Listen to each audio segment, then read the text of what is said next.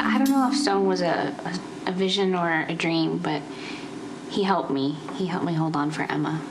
And he also made me realize that blaming Patrick for everything isn't necessarily a good thing, that I need to understand what went wrong. And well, sure, but what went wrong is some crazy woman seduced your husband. Yeah, but let's be honest. Patrick was not marriage material. I knew that from the beginning. Yeah, but he's still responsible for what he did. Anyway, who cares about Okay. Patrick? Just tell me, I want to hear how you feel.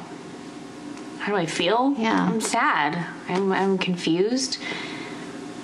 Before I went to Africa, I spent a lot of time thinking about Stone, and I shut Patrick out. Yeah, but it's still his fault, too. I know, but there's always two sides to every story. No, I can't stand him already. I couldn't stand him at first either, but you know what? Patrick is a good father. And just because we love each other doesn't mean that we should spend the rest of our lives together. Can we just not talk about this right now? Yeah, I have a really, really good idea. Let's talk a lot about me. That sounds good.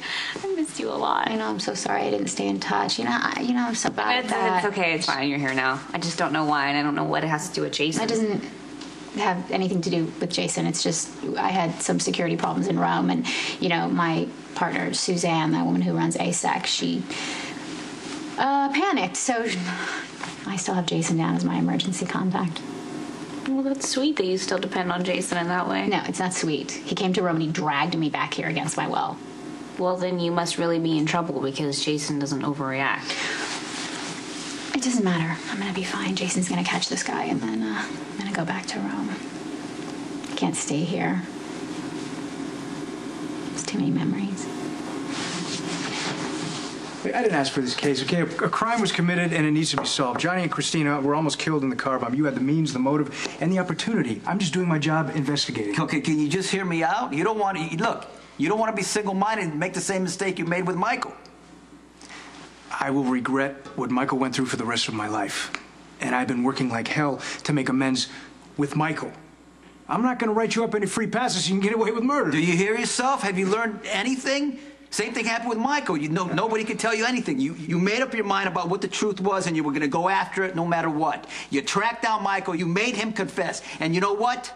You thought the judge was going to react in a certain way, and he didn't. This is a completely different situation. No, it's not. It's tunnel vision. Because I get the same thing. Why do you want to stir everybody up and mess up the truth that you created? I'm just a cop trying to solve a case here. So. You're not just a cop. Yeah. No. You're not just a cop. You're a cop who happens to be my son. Learn from your mistakes. Learn from my many mistakes. If you got peace, appreciate it. Don't tear down what you built. And don't try to fix something that cannot be fixed. Sometimes it's best to leave well enough alone.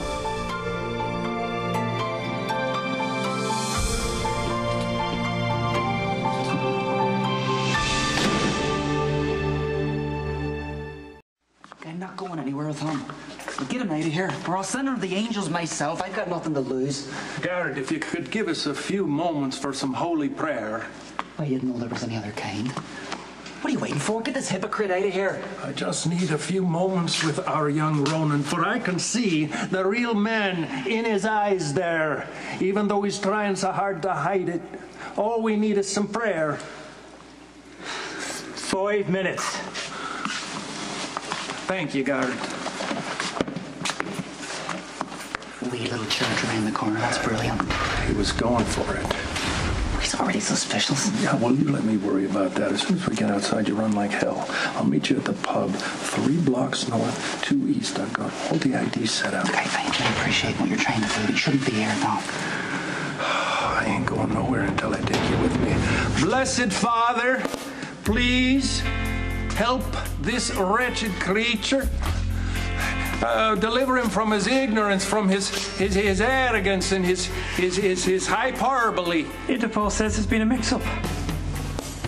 Ronan O'Reilly, you're free to go. Blessed Mary, Mother of God, another miracle delivered. Well, you met Suzanne in Africa, so you know what she's like. Yeah, I just met her while she was steering you off to the car. She seemed pretty reasonable. She isn't. Were these incidents, were they attacks? No, you know what? It's nothing for you to worry about. Jason is protecting me. It's going to be fine. He's good at that. Yeah. I'm staying with him. And I'm not allowed to go anywhere without bodyguards. And he says he's going to get this guy, and then I can go back to Rome. I do love living there. Can you come visit, you and Emma, please? Or you can come live with me if you want. We'll come visit. But I'm so happy you're here. I'm worried about you, though. No, don't worry about me. Jason is the best bodyguard. Don't tell him I said that. Oh, believe me, I would never get involved with your relationship with Jason. Wait, I'm sorry. There's no relationship with Jason. You remember this. You cannot have a relationship with somebody who never listens to you and who orders you around all the time. Okay, well then I just have one more question. What? Have you seen Sonny?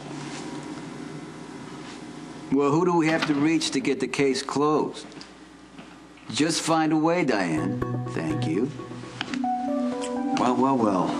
See, it's business as usual. I'm sorry, Jax. I'm busy right now. Well, I'll keep it brief. Okay. Brenda's in town. Leave her alone.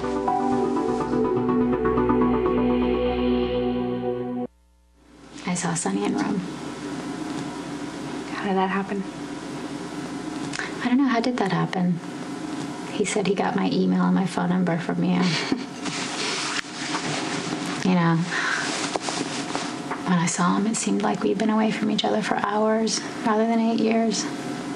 So you got along? It was really good. We talked and we said goodbye. And that was it. I actually didn't think I was going to see him again. But here you are, you're back in Port Charles. I went over there right away to tell him I was going to be here for a while and that I was going to avoid him for all the right reasons. And Sonny pops a bottle of champagne and tells me that he thinks maybe we can get it right this time. Well, maybe you can. I mean, is that what you want? I don't know what I want. I know what I don't want. I don't want to get hurt again, and that's what always ends up happening. That's what happened before. I mean, for reasons that no longer apply. You're free now, so is he. Maybe it'll actually work out this time. Do you know how many times I've cried over Sonny? I mean, strung out, curled up in a ball, can't eat, can't sleep, can't move, and then finally just, I don't feel anything over anything. Maybe he was too much for you before. Or maybe you actually needed time away to grow up, figure things out. You've done so many wonderful things with your life. Maybe you're ready now. When'd you get so smart? Brenda's built a good life for herself. Have the decency not to dismantle it. You see, here's what happened. I came home yesterday. Brenda was in my home, okay, waiting for me. And we had champagne, we chatted, and very nice. Yes, it's always nice until the bullets stop flying, isn't it? What are you doing here? Aren't you married? Well, off again? On again? I don't know. Whatever. Does Carly know where you're at? Oh, I'm a fool. Yes. Because here I thought that, with everything you kids have been through lately, that maybe, just maybe, you're ready to take some responsibility. To realize that you are an ongoing threat. I thought maybe you were willing to put Brenda's welfare first. Well, let me give you a word of advice. I know this is hard for you, okay? But you go home and you take care of your wife, and I'll do my best to take care of Brenda.